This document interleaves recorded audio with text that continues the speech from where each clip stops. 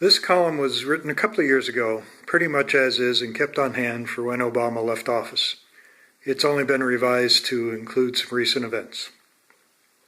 President Obama, as a liberal Democrat, I'm thrilled that we had you in office rather than McCain or Romney. But man, did you blow it.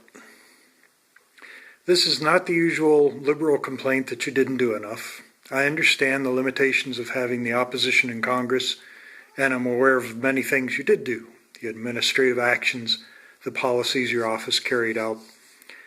What you failed at, though, is something that was within your power, and was the most important thing. You failed to lead, and now we're paying the consequences. It's somewhat the fault of the party.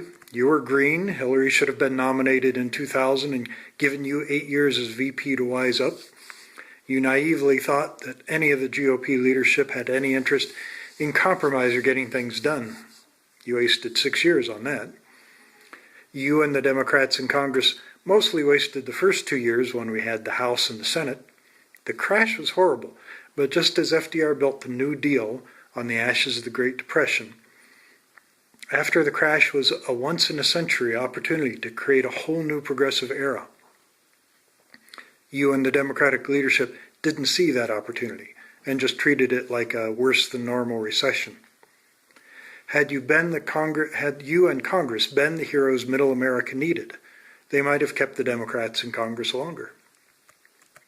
Throughout your time, you thought the job was to administer the executive branch. That's what you have staff for. Your job was to lead.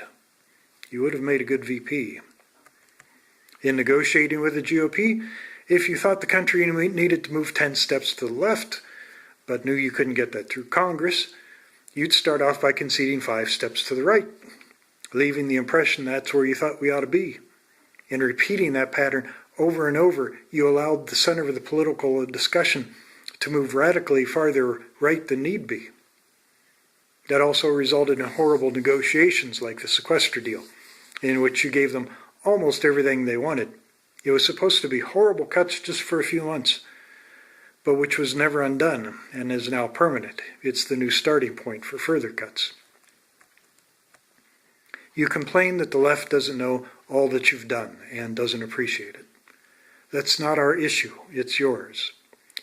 Bernie and Trump have shown what effective communication is, for good and ill.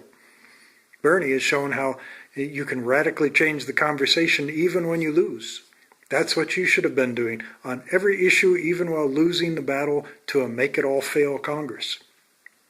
Elizabeth Warren, a lone newbie senator, has done more to change the expectations for liberal progress on financial issues than you did as president. That's leadership.